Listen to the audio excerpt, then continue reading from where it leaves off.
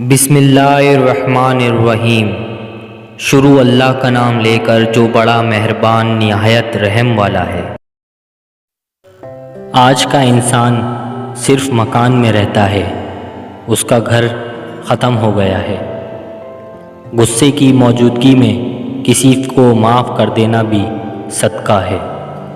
خوش نصیب انسان نصیحت کے چراغ کی روشنی میں زندگی کی تاریکیوں سے آزاد ہو جاتا ہے۔ اگر ہم حق طلب ہیں تو ضرور راستہ ملے گا۔ حقیقت کے متلاشی مایوس نہیں ہوتے۔ بہت بڑا کام اپنی جگہ، چھوٹی چھوٹی نیکی اور چھوٹے چھوٹے نیک کام بڑی بات ہے۔ اگر صرف انصاف ہی ہونا ہے تو رحمت کسے کہتے ہیں؟ اللہ تعالیٰ نے اپنے ماننے والوں کو، اپنے چاہنے والوں کو بڑی آسانیوں کا وعدہ فرمایا ہے۔ شرط صرف ایک شرط پر کہ متلاشی تلاش نہ چھوڑیں، منزل حاصل ہو کر رہے گی۔ آپ اپنے آپ کو آج ایسا بنائیں کہ کل کہیں یہ نہ کہنا پڑ جائے کہ میرا وقت ضائع ہو گیا ہے۔ اکثر لوگ پہلے وقت ضائع کرتے ہیں اور پھر وقت جب انتقام لیتا ہے تو وہ ان کو ضائع کر دیتا ہے۔ اگر انسان کسی صحیح راستے پر گامزن ہے تو منزل کے حصول کے لیے کسی جلد بازی کی کوئی ضرورت نہیں۔ بڑی کامیابیاں بڑی دیر بعد آتی ہیں۔ جب تک کوشش کی محرومیاں سمجھ میں نہ آئیں، نصیب کو نہیں سمجھا جا سکتا۔ یہ کائنات آئینہ ہے انسان کی اپنی کائنات کا۔ ہر طرف انسانوں کی اپنی صفات پھیلی ہوئی ہیں۔ انسان غور کرے تو اسے معلوم ہوگا کہ یہی کائنات انسان کا باطن ہے اور انسان اس کائنات کا باطن۔ اسی کائنات میں ایک مخفی اور حسین کائنات موجود ہے، معائنے کی کائنات، جلووں کی کائنات۔ اللہ کے دوستوں کو ملال نہیں ہوتا۔ کسی شے کے کم ہونے یا گم ہونے سے ملال پیدا ہوتا ہے۔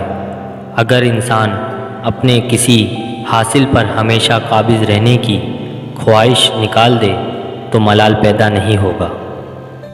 سچ وہی ہے جو سچے کی زبان سے نکلے۔ سچے انسان کا جھوٹ مصلحت پر مبنی ہو سکتا ہے، لیکن جھوٹے انسان کا سچ منافقت کے علاوہ کچھ نہیں ہو سکتا۔ سب سے زیادہ حسرت ناک حالات ان پردیسیوں کی ہے جو کسب معاش کے لیے باہر گئے، بیرونی ملک گئے۔ ان کے عزیز ان کی انتظار میں یہاں پردیسی، وہ وہاں پردیسی۔ دولت نے جدائیاں پیدا کر دی ہیں، پیسہ آ رہا ہے اور عمر بیتی جا رہی ہے۔ حالات بہتر کرنے کی تمنا نے حالات خراب کر دی ہے۔ اتنا کہنے سے آپ کا حال تو نہیں بدلے گا، لیکن حالت دل ضرور بدل جائے گی کہ جو ہوا اچھا ہوا، جو ہو رہا ہے اچھا ہو رہا ہے، اور جو ہوگا اچھا ہی ہوگا۔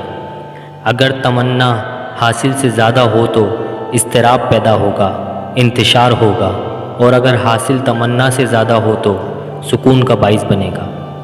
زندگی گزارنے کے لیے عقل نہیں، محبت درکار ہے۔